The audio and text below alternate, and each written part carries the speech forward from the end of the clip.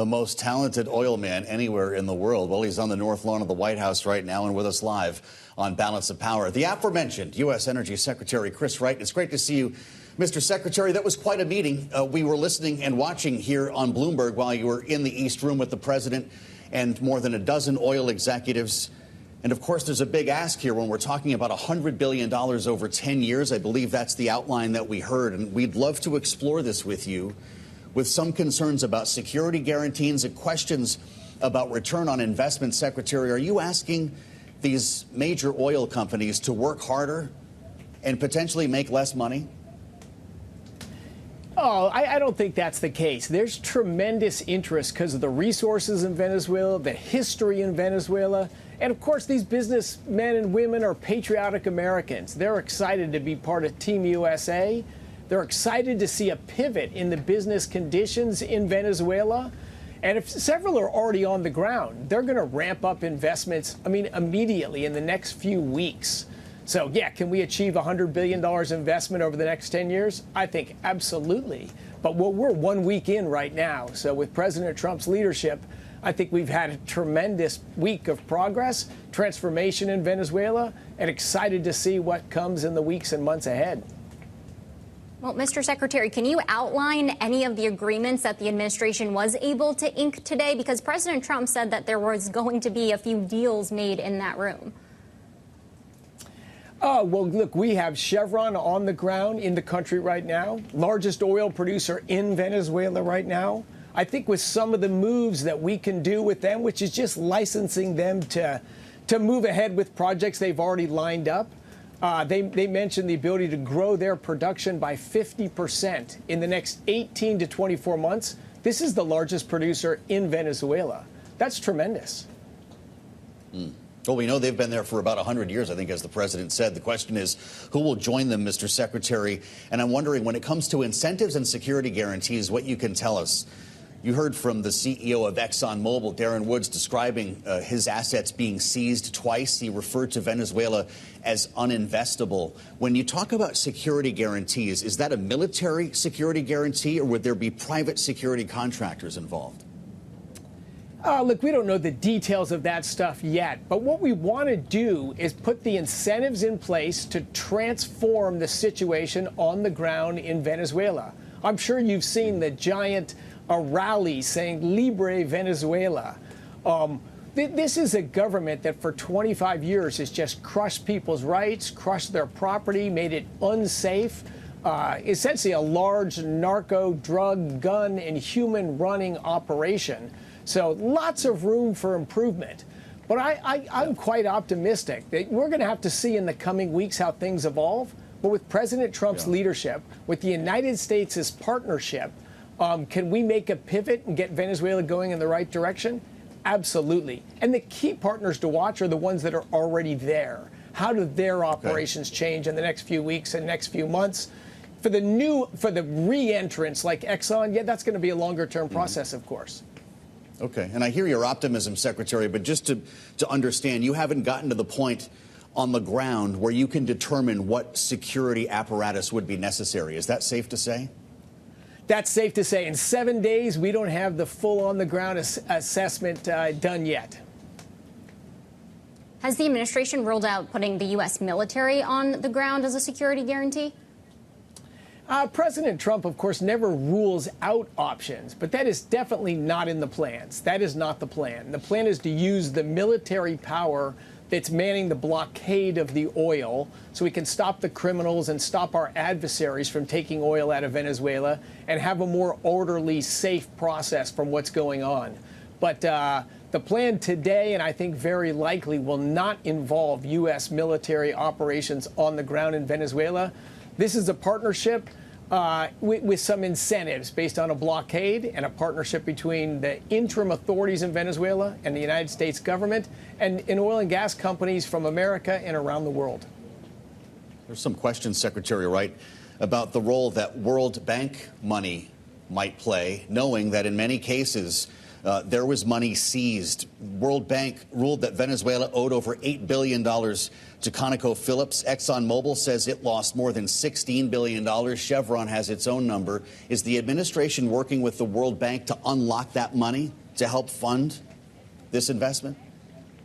Yeah, look, the Venezuelan government has been horrible to the businesses that have been there and to the people in Venezuela. So there's a lot of money that's owed. There's a lot of redress that's needed to happen. But in the short term, the goal is to flow funds to the interim authorities in Venezuela, stop the collapse of the local currency, the bolivar, and get the economy stabilized, and then moving in a positive direction. We have short-term issues that are today much more urgent than ultimately resolving the claims that many companies have against the Venezuelan government. But progress, a free, prosperous Venezuela can resolve those debts and those problems over time. The goal is to get from free fall it's been in for the last few years and get it going the other direction. Well, relatedly, the Interior Secretary Doug Burgum told Bloomberg Television earlier today that the U.S. is unlikely to provide financial support. That appeared to be echoed by the president today. Can you confirm, were any financial incentives offered to these companies to go into Venezuela? No, they were not. You know, oil and gas, you had state control in Venezuela, and it took a thriving oil industry and just crushed it. What we want is capitalist, free market forces, a business, private enterprise, to go in and do what business does, which is figure out how to operate in all different kinds of environments, generate positive cash flow, employ Venezuelans, improve the social conditions, and then things spiral up. We've had 20 years of things spiraling down. We're going to see them spiral up. But no, we don't need U.S. government money to incent companies to go down to Venezuela. They're going to get down there to make money for their shareholders, to help the United States, and to improve the lives of Venezuelans. We heard what the president said earlier, Secretary, that you're the best oil man in the world. I'm wondering, would you be comfortable going to Venezuela yourself to get the lay of the land? Do you plan to go? Oh, I'm sure I will be going to Venezuela before too long. Absolutely. Mr. Secretary, the president said that the companies would be dealing directly with the U.S. I believe he said that the U.S. doesn't want the companies dealing at all with Venezuela. Is that true? How is this actually going to work moving forward? And can you outline what the current communications look like between the U.S. and the interim Venezuelan government when it comes to reviving production in the country? Yeah, again, remember where we are. We are only 1 week into this transformation. So, yeah, only a few of us in the United States government are dealing with a few people that are in the interim authorities in Venezuela right now. So the whole framework of communication and how things are going to work, that's going to evolve over time. Right now, we're in emergency mode. We're in stabilizing the country, stabilizing the economy, dealing with a few people, and all of that will unfold with time. But we're 1 week in. Is the acting president, Delcy Rodriguez, on board with the president's plan, as you understand it? And Energy Secretary, have you spoken with her yourself? I have not spoken with Delcy directly myself yet. But my colleague from the State Department has. And so we're in communication. A few of us are in communication with a team of people down there. And I would say incentives are very aligned. They want a better Venezuela. They want to stop a free fall of their economy. They want to work with the United States to grow the revenues that flow into the country. If you sell more oil, you sell it at a higher price. Everyone wins by that. I would say all of our interactions so far have been highly constructive. What was the mood in the room today, Mr. Secretary? And were there any assurances made that U.S. oil policy won't shift when it comes to Venezuela? Because our understanding is this is a decades-long project that could be underway. What is there to say that the incentive and the priority would be different under a different administration? Did you have any sort of conversations like that with these companies? Oh, yes. Look, the bigger companies, they operate in countries all around the world. You know, Venezuela is certainly not the only country that's gone through phases of very poor governance. Heck, we had 4 years of the Biden administration where he came in guaranteeing he would end the oil and gas industry. That was our own government that pledged that. Now, it didn't seize assets, but it sure talked like it was going to. So hostile government environments are not, they're not new to oil and gas companies. I think that's sad. That's unfortunate. But so they're realistic people. They understand there's trade-offs and challenges everywhere. But again, even in this free fall, we've got several companies operating today. They're immediately feeling that business conditions are about to get better for them, and they're going to ramp up their investments. If you're not in the country yet, of course, you're going to be a little bit more cautious. But we're going to have teams on the ground investigating, following what's happening with production and the facilities, seeing what the safety and security situation is like and how that progresses. But I have no doubt at all we will see massive increases in investment from many companies into the oil and gas industry in Venezuela. And the production profile will reflect that. We'll see growing production later this year, hopefully by this summer. And we'll see better economic conditions and better quality of lives for the people in Venezuela.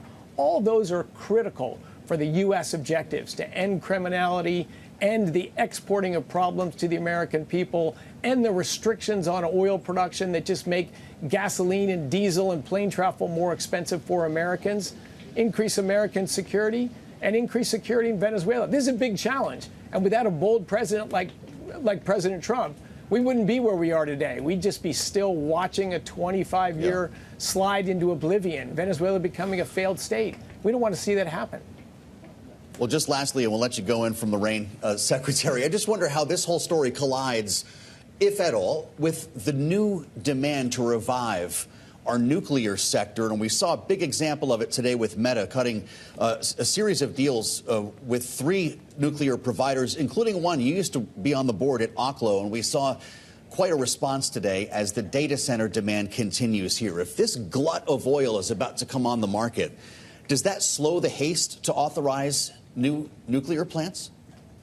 No, not at all. Not at all. The world a billion people live a lifestyle like you and I do, and 7 billion people want to live a lifestyle like you and I. The world needs massively more energy of all different kinds. Or in the United States, only in Hawaii and New England, because of crazy policies, do we ever use oil to generate electricity. It's used for different things. The nuclear plants that we're going to build right now, they're going to generate electricity. That's not even in the same energy realm of oil. But we need more oil, we need more natural gas, we need more nuclear power, we need more geothermal. We need more energy to better people's lives, lower costs in our country, and grow economic opportunities for Americans. This is a pro-energy, pro-America, pro-jobs president. And to me, that's very refreshing. But no, nuclear and oil are not competitive. We want them both to thrive. All right, U.S. Energy Secretary Christopher Wright. Mr. Secretary, thank you so much for joining us here on Bloomberg.